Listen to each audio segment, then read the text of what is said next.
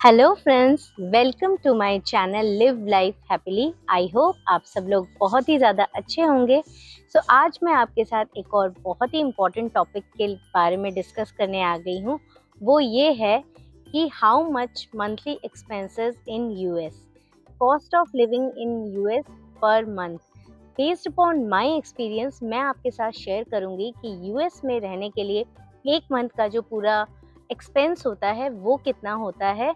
और अगर आप लोग यूएस आने वाले हैं या आप आने की प्लानिंग कर रहे हैं तो this video is for you. So please don't skip my video. Let's get started. And maybe we can enjoy life. Maybe we can enjoy life tonight.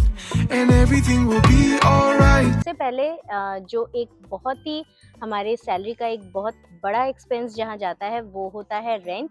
तो सबसे पहले हम बात कर लेते हैं रेंट की।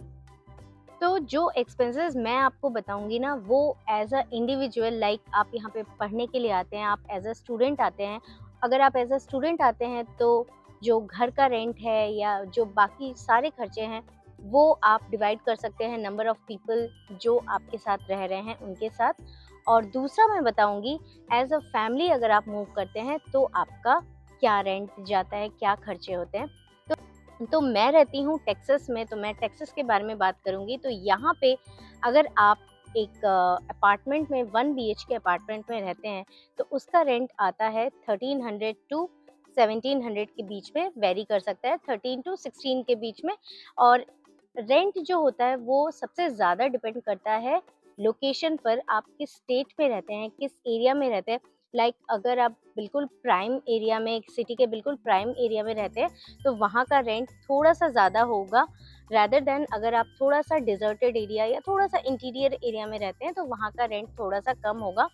तो मैं जहाँ पे रहती हूँ ये एक ठीक ठाक लोकेशन है, तो यहाँ पे 1 BHK का रेंट है 1300 टू 1600 के बीच में, वेरी कर सकता है। लेकिन इससे भी सस्ता हो सकता है अगर आप थोड़ा सा इंटीरियर की तरफ जाते हैं तो, या इससे और थोड़ा महंगा भी हो सकता है अगर आप बिल्कुल मार्केट के बीच एरिया में रह रहे होते हैं तो। और सेकंड में बात करूँ अगर 2 BHK की बात करूँगी मैं, तो 2 BHK का रेंट होगा आपका 1800 टू 2200। ये भी डिपेंड करता है कि आप किस स्टेट में रहते हैं, कहाँ रहते हैं, कौन से लोकेशन में रहते हैं। मतलब अगर आप कैलिफोर्निया या न्यूयॉर्क जैसे बड़े शहरों में रहते हैं तो वहाँ का रेंट काफ़ी ज़्यादा होगा। इंडिया में होता है दिल्ली में अगर आप रहते हो या बैंगलोर में रहते हो तो वहाँ का रेंट ज़्यादा होगा। अगर आप किसी छोटे शहर में रहते हो तो यहाँ का कॉन्सेप्ट भी वैसा ही है कि अगर आप कैलिफोर्निया या न्यूयॉर्क जैसे बड़े शहरों में, बड़े स्टेट में रहते हो तो वहाँ का रेंट ज़्यादा होगा रैदर देन अगर आप किसी ऐसे टेक्सास में या कहीं और रहते हैं तो। अगर आप एज अ इंडिविजुअल रह रहे हैं, मींस अगर आप H1B पे आए हैं या आप स्टूडेंट एज अ स्टूडेंट आए हैं और आप रूम अपना शेयर कर रहे हैं, तो जितने भी लोगों के साथ आप शेयर करते हैं, लाइक मान लीजिए अगर आपके घर का रेंट है $2500, तो आप 4 लोगों के साथ रहते हैं तो वो 4 लोगों के साथ 2500/4 डिवाइड हो जाएगा। बट अगर आप एज अ फैमिली रह रहे हैं यहाँ पे तो आपको पूरा जो खर्चा है वो आपको ही ओन करना पड़ेगा। बट सबसे बड़ी बात है कि it's all depend upon your location. जैसे अगर आप न्यूयॉर्क या कैलिफोर्निया जैसे बड़ी जगहों पे रहते हैं तो वहाँ पे मिनिमम 2 BHK का rent I can say that 3000 to 5000 के बीच में हो सकता है। उस पे भी वो वेरी कर सकता है अगर आप बिल्कुल प्राइम लोकेशन में रह रहे हैं या आप थोड़ा सा इंटीरियर की तरफ रह रहे हैं। क्योंकि कैलिफोर्निया या न्यूयॉर्क जैसे जगहों पे वहाँ की कॉस्ट ऑफ लिविंग भी ज़्यादा है और वहाँ के लोगों को वैसी सैलरी भी मिलती है, इसलिए वहाँ का रेंट भी ज़्यादा है। बट मैं टेक्सास की बात करूँ तो टेक्सास का जो 1 BHK का रेंट है वो हो सकता है 1400 टू 1700 के बीच में। और अगर मैं 2 BHK की बात करूँ तो एक अच्छे लोकेशन में 2 BHK का रेंट हो जाएगा 2200 टू 2500 के बीच में। This is all about rent expenditure. Next हम बात करते हैं यूटिलिटी की। यूटिलिटी की में सबसे पहले आता है वाटर और ट्रैश। जो ट्रैश हम यूज़ करते हैं, लाइक हम ट्रैश जाके अपने अपने घर का ट्रैश जो है वो गिराते हैं और वहाँ से कहीं और लेके जाते हैं यहाँ पे सर्विस तो जो सर्विस चार्ज होता है वो ट्रैश का देना पड़ता है। सो वाटर और ट्रैश ये सारी चीज़ें मिला के लगभग $70 का हमारा यूटिलिटी बिल जाता है। इसके बाद हम बात करें यूटिलिटी में, वो है इंटरनेट। तो इंटरनेट तो होना बहुत ज़्यादा ही ज़रूरी है, इंटरनेट के बिना तो कोई काम हो ही नहीं सकता। सो इंटरनेट डिपेंड करता है कि आपकी स्पीड, आपको कितनी स्पीड चाहिए, आपके घर में कितने लोग हैं जो वर्क फ्रॉम होम कर रहे हैं। तो इंटरनेट का जो रेंज है वो जाता है $45 to $100 के बीच में। जैसे हम लोग यूज़ करते हैं, हमारा जो जाता है इंटरनेट का कॉस्ट, वो जाता है $60 पर मंथ का। इसमें हमें 300 Mbps की अनलिमिटेड इंटरनेट यूज़र्स मिल जाते हैं, तो इससे हमारा काम अच्छे से हो जाता है। बट अगर किसी को और इससे ज़्यादा भी चाहिए तो $45 से $100 के बीच में इंटरनेट का वेरी कर सकता है।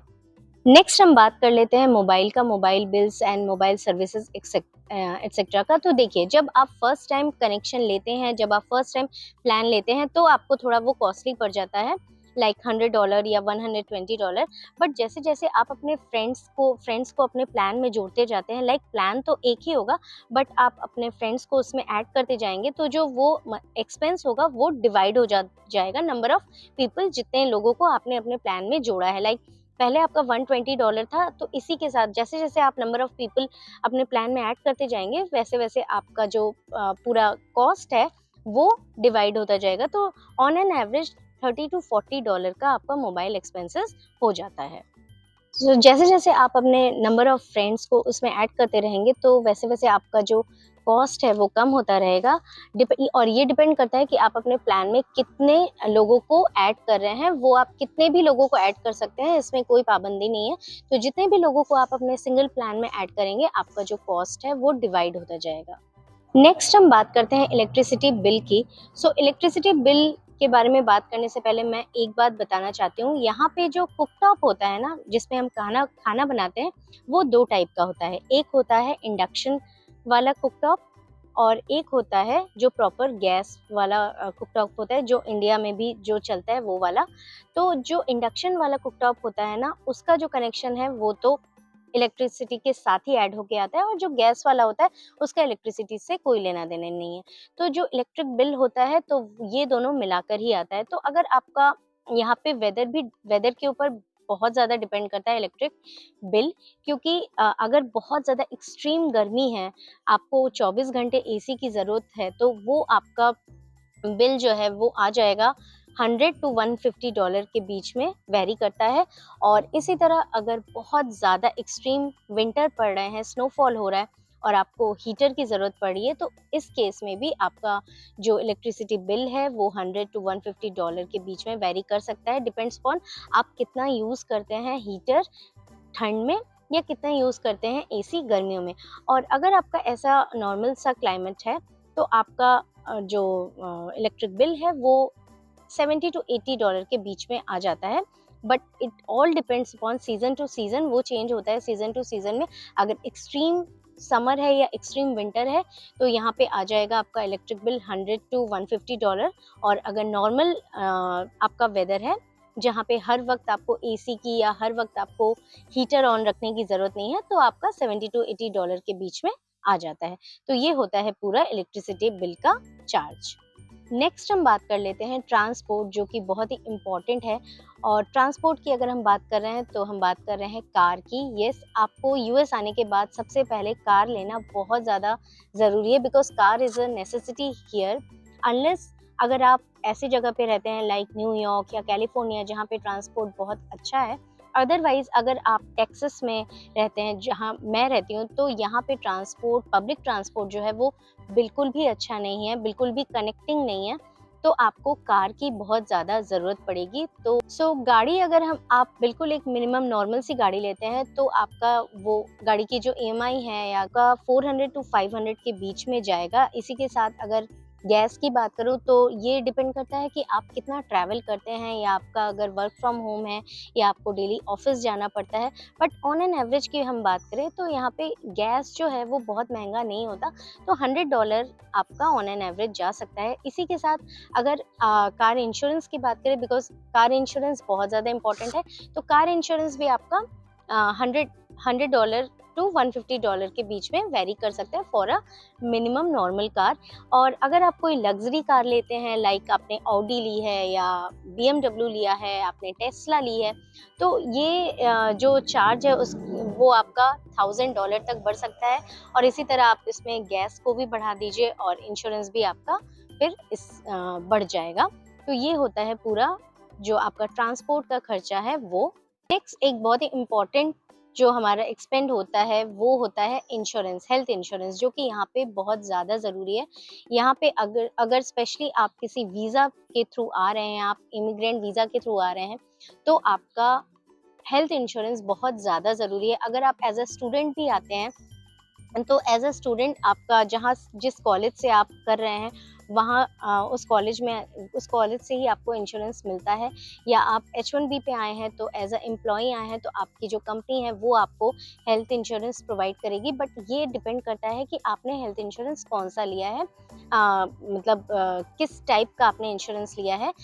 जो 25% ये एम्प्लॉई को देना होता है और जो 75% इंश्योरेंस का होता है वो कंपनी देगी। तो इंश्योरेंस के बिना तो यहाँ बहुत ज़्यादा मुश्किल है, बिकॉज़ यहाँ पे जो मेडिकल फैसिलिटी है ना वो बहुत ही ख़राब है, वो बिल्कुल अच्छी नहीं है। तो आपको इंश्योरेंस के बिना, क्योंकि मैं एक इंसिडेंट बताती हूँ, मेरी एक फ्रेंड है, उसको ना टीथ में थोड़ी-सी प्रॉब्लम हो गई थी। तो उसने शायद उसका टीथ का कुछ ट्रीटमेंट हुआ था। सो नॉर्मल सा ब्रेसेस लगे थे। सो नॉर्मल सा ट्रीटमेंट के लिए उसका लगभग $6000 ऐसा कुछ लग गया था। अगर मैं INR की बात करूं तो ये 4 से 5 लाख इंडियन रुपीस हो जाएगा। मेडिकल कॉस्ट है ना वो बहुत ही ज़्यादा है। तो इसलिए हर एक इंसान को यहाँ पे हेल्थ इंश्योरेंस बहुत ज़्यादा ज़रूरी है, जो कि एक बहुत इम्पॉर्टेंट एक्सपेंस है आपके मंथली सैलरी का। सो health insurance is very very important.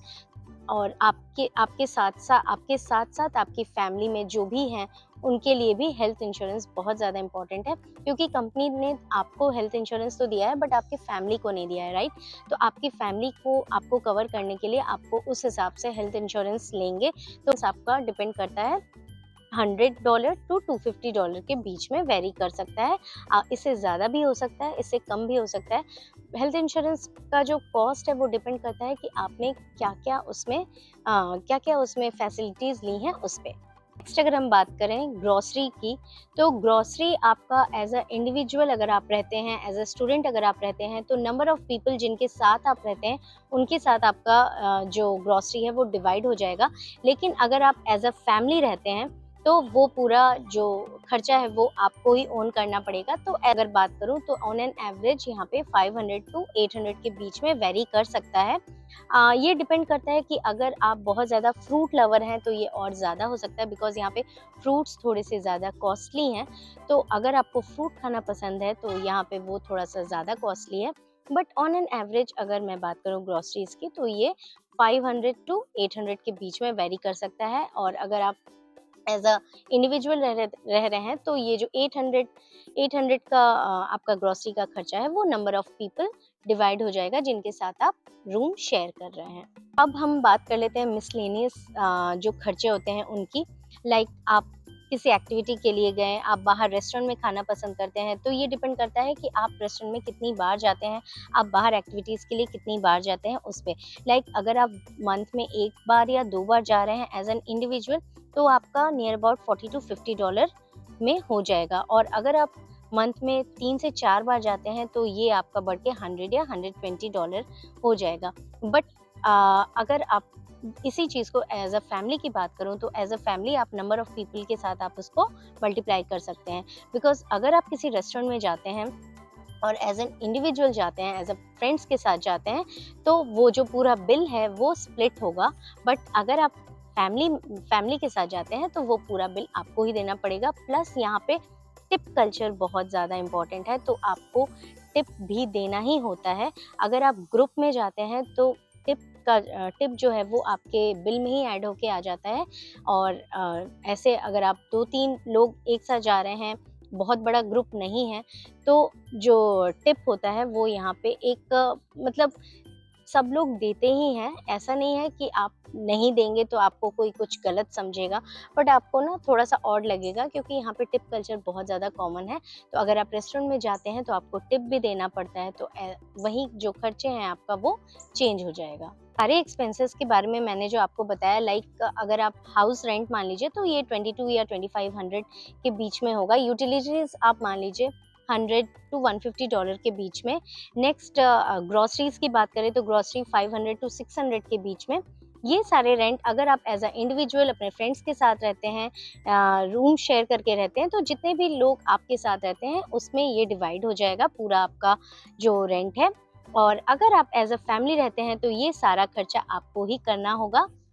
और इस on the top of that, इसके अलावा आपका जो हेल्थ इंश्योरेंस है या कार ईएमआई है, कार इंश्योरेंस है, वो आप एज अ इंडिविजुअल रहे या आप एज अ फैमिली रहे, वो तो आपका पूरा अपना खर्चा होगा। सो आप ये पूरा कैलकुलेट करके आप हिसाब लगा लीजिए कि एक महीने का पूरा जो हमारा यूएस में रहने का खर्चा है वो कितना है।